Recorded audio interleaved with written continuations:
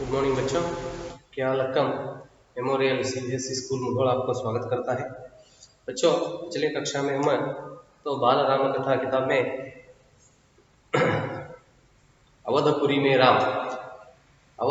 राम तो अध्याय चर्चा कर रहे थे। तो उसमें कल हम अंतिम भाग तक चर्चा किए थे बच्चों। तो अंतिम भाग में क्या हुआ था, महर्षि विश्वामित्र ने राम को लेकर, ठीक है, मतलब राम के पिताजी दशरथ महाराज राम को अकेले भेजना उन्होंने नहीं चाहते थे, इसलिए तो राम के साथ का भाई लक्ष्मण को भी उन्होंने भेज दिए। तो इन दोनों को लेकर विश्वामित्र जी क्या किए, उन्होंने प्रस्थान शुरू की, मतलब जंगल की ओर जाने के लिए उन्होंने दोनों को लेकर गए। तो आगे विश्वामित्र जी थे, उनके पीछे राम, और राम से 2 कदम पीछे लक्ष्मण जा रहे थे। इस तरह वे दोनों अपने गुरु विश्वामित्र के साथ जाने लगे। और राम मतलब लक्ष्मण राम से 2 कदम पीछे अपने धनुष संभालते हुए पीठ पर तुनीर बांधे कमर में तलवार लटकाए। तो इस तरह उन्होंने क्या किया, अपनी चीजों की व्यवस्था कर ले, बाण और तलवार हो, इन सभी उन्होंने साथ लेकर क्या किए, अपने गुरु विश्वामित्र के साथ आगे चल गए। यहाँ तक हम पिछले कक्षा में चर्चा किए थे बच्चों। तो आइए तो उसका आगे का भाग, ठीक है, अवधपुरी में राम, ये तो क्या था इस अध्याय में, तो अंतिम विषय का हम चर्चा किए थे। और दूसरा, तो उसमें दूसरा अध्याय है जंगल और जनकपुर। जनकपुर क्या है, ये गांव का नाम, ठीक है। तो आदिकाल में यह क्या था, मिथिली की राजधानी जनकपुर, ठीक है। तो जंगल और जनकपुर इस अध्याय में देखेंगे बच्चों। तो किस विषय के बारे में हमें समझाने के लिए लेखक जी कोशिश किए हैं। राजमहल से निकलकर महर्षि विश्वामित्र सरयू नदी की ओर बढ़े। राजमहल से मतलब दशरथ महाराज के राजमहल से, पैलेस, वहां से, और दशरथ महाराज के दोनों बच्चों को लेकर उन्होंने क्या किए, विश्वामित्र सरयू नदी की ओर बढ़े। नदी का नाम सरयू नदी, साथ उन दोनों को साथ लेकर उन्होंने सरयू नदी की ओर चल पड़े। दोनों राजकुमार साथ थे, विश्वामित्र के साथ वे दोनों राजकुमार मतलब राम और लक्ष्मण, वे दोनों उनके साथ थे। उन्हें नदी पार करनी थी। पार करना मतलब अरे और नदियन्न दाटಬೇಕಾಗಿತ್ತು, ಹೌದ್ರಿ, नदी पार करनी थी आश्रम पहुंचने के लिए। विश्वामित्र ने अयोध्या के निकट नदी पार नहीं की, दूर तक सरयू के किनारे किनारे चलते रहे। तो उन्होंने अपना आश्रम पहुंचने के लिए नदी पार करनी थी, ಅವರು ತಮ್ಮ ಆಶ್ರಮವನ್ನು ಮುಟ್ಟಬೇಕಾದ್ರೆ ನದಿಯನ್ನು ದಾಟಬೇಕಾಗಿತ್ತು। ಈ ಕಾರಣದಿಂದಾಗಿ ಅಥವಾ ದಾಟಬೇಕಾಗಿತ್ತು, ಆದರೂ ಸಹ ವಿಶ್ವಾಮಿತ್ರರು ಏನ್ ಮಾಡಲಿಲ್ರಿ, ಆ ಅವಧಪುರಿ मतलब अयोध्या के पास, ಅಯೋಧ್ಯ ಹತ್ತಿರ ನದಿಯನ್ನು ದಾಟಲಿಲ್ಲ ಅವರು। ಆ ನದಿಯ ದಂಡೆ ಮೇಲೆ ಹಾಗೆ ಮುಂದೆ ನಡೆದರು, ದಂಡೆಯ ಮೇಲೆ ಸಾಗುತ್ತಾ ಮುಂದೆ ಹೋದರು। सरयू के किनारे किनारे चलते रहे।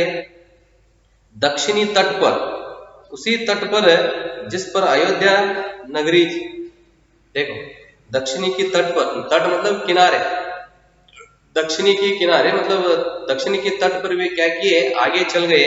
तो वही कौन सा नगर था, अयोध्या नगर था। वे चलते रहे, नदी के घुमाव के साथ साथ राजमहल पीछे छूट गया। तो क्या किए, वहां से आगे चलते हुए उन्होंने अयोध्या के पास नदी पार करना था, लेकिन वे पार नहीं किए। नदी के तट पर ऐसे ही क्या किए, आगे बढ़ गए।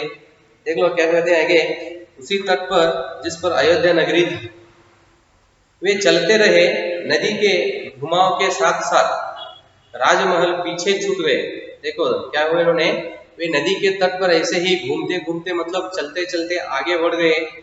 नदी के घुमाव के साथ साथ राजमहल पीछे छूट गया। नदी जिस तरह पीछे हो जाता है, मतलब हम चलते चलते जिस तरह आगे जाते हैं तो हमारे आसपास जो पर्यावरण रहता है वो क्या होता है, पीछे हो जाता है। ನಾವು ನಡೆಯುತ್ತಾ ಹೋದ್ರೆ ಏನಾಗ್ತದೆ, ಸುತ್ತಮುತ್ತಲಿನ ವಾತಾವರಣ ಹಾಗೆ ಹಿಂದೆ ಹೋಗ್ತದಲ್ಲ, ಅದೇ ತರನಾಗಿ ಏನಾಗಿತ್ತು, नदी के घुमाव के साथ साथ राजमहल पीछे छूट गए। ನದಿ ಹೇಗೆ ಹರಿಯುತ್ತಾ ಹೋಗ್ತದೆಯೋ ಅದೇ ರೀತಿಯಾಗಿ, ಅಥವಾ ನದಿಯ ಮೇಲೆ ಇವರು ಹೇಗೆ ಸುತ್ತಾಡುತ್ತಾ ನಡೆಯುತ್ತಾ ಮುಂದೆ ಸಾಗಿದರೋ ಹಾಗೆ ಆ ಪ್ಯಾಲೇಸ್ ಅಂದ್ರೆ ರಾಜಕುಮಾರರ ಅರಮನೆ ಹಿಂದೆ ಉಳಿಯಿತು, ಅದನ್ನು ಬಿಟ್ಟು ಮುಂದೆ ಬಂದ್ರಲ್ಲ. घुमा के साथ साथ राजमहल पीछे छूट गया, उसकी आखिरी बस्ती भी निकल गई। देखो, तो उसकी आखिरी बस्ती भी निकल गई, आखिरी मतलब अंतिम, ठीक है, अंतिम स्थल भी क्या हो गया, पीछे निकल गया। चलते चलते एक तीखा मोड़ आया तो सब कुछ दृष्टि से ओझल हो गया। ओझल मतलब तीखा मतलब तीक्ष्ण,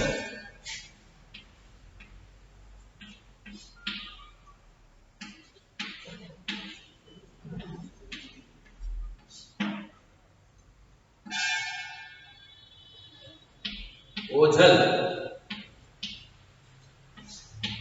ओझल मतलब गायब।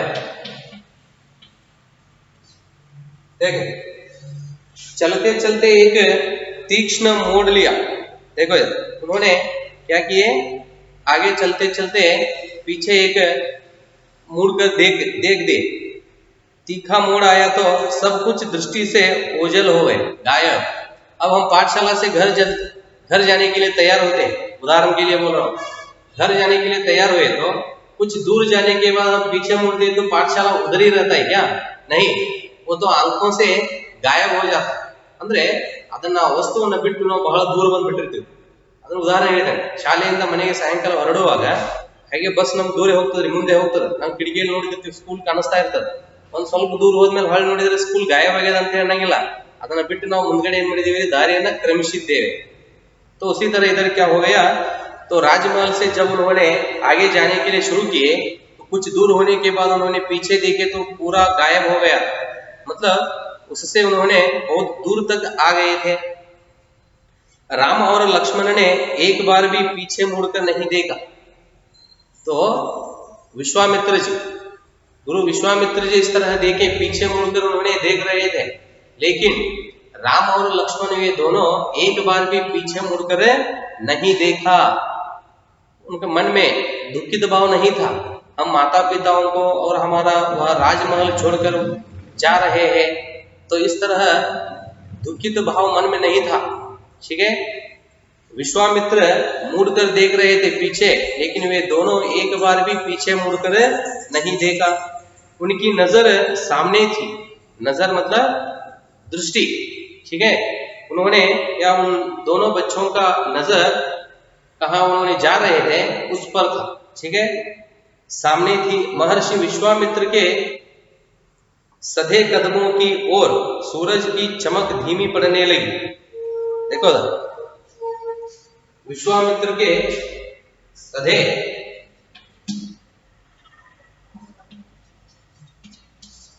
मतलब प्रत्यक्ष,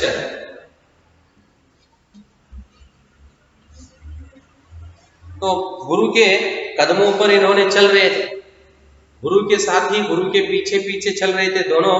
तो जाते जाते क्या हो गया, देखो महर्षि विश्वामित्र के प्रत्यक्ष कदमों की ओर, मतलब जाते वक्त क्या हो रहा था, उधर गुरु जी जिस तरह चलते हैं गुरु जी के कदमों पर इन्होंने चल रहे थे, मतलब गुरु के कदम ಹೆಜ್ಜೆಗಳು ಇವರಿಗಿಬ್ಬರಿಗೂ ಕಾಣಿಸ್ತಾ ಇತ್ತು, ಗುರುವಿನ ಹೆಜ್ಜೆಗಳು, ಅವ್ರು ಮುಂದೆ ಸಾಗ್ತಾ ಇದ್ರು, ಇವ್ರು ಹಿಂದೆ ಸಾಗ್ತಾ ಇದ್ರು।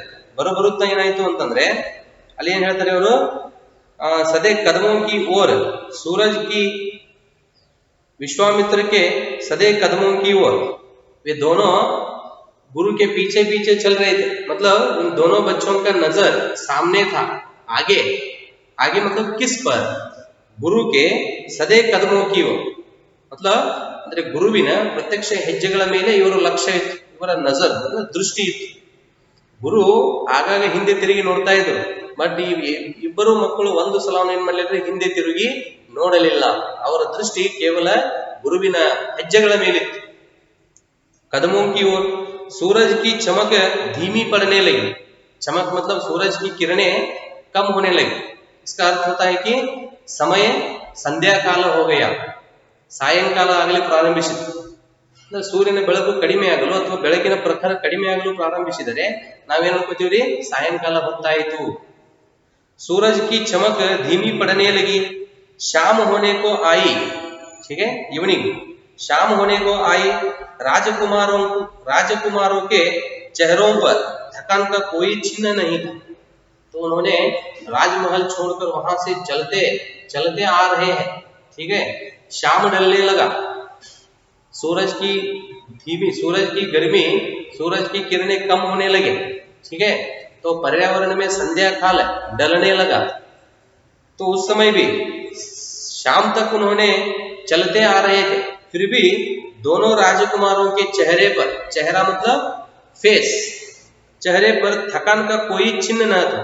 थकान मतलब टाइटनेस, थकान मतलब टाइटनेस का कोई चिन्ह नहीं था। सुबह से लेकर शाम तक वे चलते आ रहे थे, फिर भी उनके चेहरे पर ಥಕಾನ್ न था। ಅವರು ಬೆಳಗ್ಗೆಯಿಂದ ಸಾಯಂಕಾಲದವರೆಗೂ ನಡೆದರೂ ಸಹಿತ ಒಂದು ಸ್ವಲ್ಪ ಅವರ ಮುಖದ ಮೇಲೆ ಟೈರ್ಡ್, ಥಕಾನ್, ಸುಸ್ತಾಗಿರ್ತಕ್ಕಂಥ ಭಾವನೆ ಕಾಣಲೇ ಇಲ್ಲ। उत्साह था, अभी मन में क्या दिख रहा था, चेहरे पर उत्साह दिख रहा था। दिन भर पैदल चले थे, दिन भर मतलब सुबह से लेकर शाम तक बच्चे पैदल चलते आ रहे थे और चलने को तैयार थे। वे दिन भर पैदल चले आए, ದಿನವಿಡೀ ಕಾಲ್ನಡಿಗೆಯಲ್ಲಿ ನಡೆಯುತ್ತಾ ಬಂದಿದ್ರು। ಇಷ್ಟಾದರೂ ಸಹಿತ ಅವರಿಗೆ ಟೈರ್ಡ್ ಆಗಿರಲಿಲ್ಲ, ಇನ್ನೂ ಮುಖದಲ್ಲಿ ಸಂತೋಷ ಕಾಣ್ತಾ ಇತ್ತು। और चलने को तैयार थे, इससे भी आगे फिर अभी भी उन्होंने चलने के लिए तैयार थे। महर्षि अचानक रुके, तो आगे चलने वाले महर्षि विश्वामित्र अचानक रुक गए। उन्होंने आसमान पर दृष्टि डाली, आसमान मतलब आकाश पर। चलते समय एकाएक उन्होंने रुक गए, सडनली स्टॉप ಮಾಡಿದ್ರು, ನಡೆಯುವುದನ್ನು ನಿಂತರು, ಏನ್ ಮಾಡಿದ್ರು, ಆಕಾಶದತ್ತ ದೃಷ್ಟಿ ಹರಿಸಿದರು। आसमान पर दृष्टि डाली, चिड़ियों के झुंड अपने बसेरे की ओर लौट रहे थे। चिड़िया मतलब बर्ड्स, चिड़ियों की झुंड, झुंड मतलब ग्रुप, समूह बोलते हैं ना, वे भी सुबह से लेकर मतलब दिन भर क्या करते हैं, आसमान में घूमते रहते हैं। शाम होते हुए क्या करते हैं, अपने घोंसले में जाकर बैठते हैं घर की ओर जाने के लिए। घर मतलब घोंसला, नेस्ट बोलते हैं ना, गूಡು। ಬೆಳಗ್ಗೆಯಿಂದ ಸಾಯಂಕಾಲದವರೆಗೂ ಆಕಾಶದಲ್ಲಿ ಹಾರಾಡಿ ಸಾಯಂಕಾಲ ಏನ್ ಮಾಡ್ತಾರೋ, ತಮ್ಮ ಗೂಡಿಗೆ ಹೋಗಲು ಶುರು ಮಾಡ್ತಾವ, ಪ್ರಾರಂಭಿಸ್ತಾವ। ಕತ್ಲಾದ ತಕ್ಷಣ ಹೋಗಿ ತಮ್ಮ ಮನೆಯನ್ನು ಸೇರ್ಕೊಂಡು ಬಿಡ್ತಾವ। ಆ ಒಂದು ಸನ್ನಿವೇಶ ಅಲ್ಲಿ ಕಾಣಿಸಿತು, ಯಾರಿಗೆ, ವಿಶ್ವಾಮಿತ್ರರಿಗೆ। देखो, आसमान पर दृष्टि डाली, चिड़ियों के झुंड अपने बसेरे की ओर लौट रहे थे। बसेरा मतलब नेस्ट, घर, समझ में रहे ना, उनका घर की ओर लौट रहे थे। आसमान मटमैला लाल हो गया था। मटमैला मतलब मिट्टी रंग का,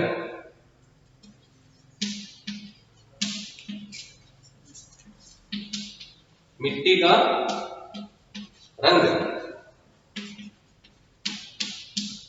मिट्टी का रंग जैसा आसमान पर वह छाया फैल गया था। आकाश पूरा मतलब जब विश्वामित्र जी आकाश की ओर देख लिए तो उस समय आकाश पूरा मिट्टी का रंग, मिट्टी मतलब ಮಣ್ಣು ಅಂತ ಹೇಳ್ತಾರೆ, ಮಣ್ಣಿನ ಬಣ್ಣ ಆವರಿಸಿಕೊಂಡಿತ್ತು। ಇದು ಯಾವಾಗಿರ್ತದೆ, ಸಾಯಂಕಾಲದ ಸಮಯದಲ್ಲಿ ಆಕಾಶ ಎಲ್ಲ ಕೆಂಪು ಬಣ್ಣದ ಕಾಣಿಸೋದಲ್ರಿ, ಮಣ್ಣಿನ ತರ, ಅದನ್ನ ಹೇಳ್ತಾರೆ। आसमान मटमैला लाल हो गया था। चरवाहे लौट रहे थे। चरवाहे मतलब ಚರವಾಹೆ मतलब ಕುರಿಗಳನ್ನು ಮೈಸ್ತಾ ಇರ್ತಾರೆ, ಕುರುಬರು ಅಂತ ಹೇಳ್ತಾರಲ್ಲ, कुरुबर। चरवाहे लौट रहे थे। सुबह से लेकर शाम तक वे भी अपने सभी प्राणियों, ठीक है, सभी उनको चरवा कर वे क्या किए, वापस घर ले जा रहे थे। गायों के पैर से उठती धूल में आधे छिपे हुए, और फिर उनके साथ क्या हुए थे, उनके साथ भेड़ बकरियों के साथ क्या थे, गाय भी थे। वे गाय के पैरों से, तो चलते समय क्या होता है, पर्यावरण में धूल उड़ता है, डस्ट, धूल में आधे छिपे हुए। तो इस तरह उस समय मतलब शाम के पर्यावरण जिस तरह होता है, पर्यावरण मतलब यह वातावरण, शाम ढलने पर पर्यावरण जिस तरह बदलता है उसके बारे में वे क्या करते हैं, इधर हमें समझाते। ठीक है बच्चों, तो यहाँ तक होने दो। आगे गुरु विश्वामित्र के साथ जंगल और जनकपुर में, जनकपुर इस अध्याय में गुरु के साथ राम और लक्ष्मण कहाँ जाते हैं और उनका आगे का काम क्या है, तो यह आगे का विषय सब हम अगले कक्षा में देखेंगे बच्चों। धन्यवाद।